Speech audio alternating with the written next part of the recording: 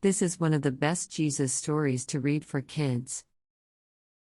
One day, about 2,000 years ago, an angel named Gabriel appeared to a young Jewish woman named Mary and told her that she would soon give birth to the Savior and he would save their people from their sins. Mary and her husband-to-be, Joseph, lived in a town called Nazareth. They traveled to the city of Bethlehem to register for a census, ordered by the Roman Emperor, Caesar Augustus. It was about 65 miles from Nazareth to Bethlehem, and the trip took them several days. Joseph and Mary reached Bethlehem. Joseph searched for a place to stay, but all the inns were already full.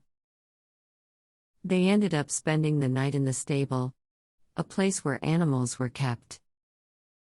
That night Jesus was born. There was no crib, so they laid baby Jesus in a manger, a feeding trough for animals.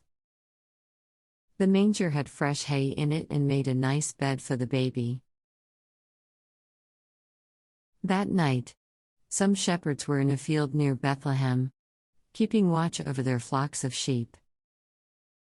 An angel appeared to them and told them that the Savior was born. The shepherds hurried to Bethlehem and found Jesus in the manger, just as the angel told them. After they had seen Jesus, they spread the news, and everyone who heard was in wonder. Sometime later, 3 wise men from eastern countries saw a star in the sky. A very bright star appeared in the sky, and it started moving and decided to follow the star. They happened across a place called Judea. A man named Herod was the king of Judea. Herod called the wise men to a meeting. He came to know about Jesus and wanted the 3 wise men to provide information about him. Again, they followed the star.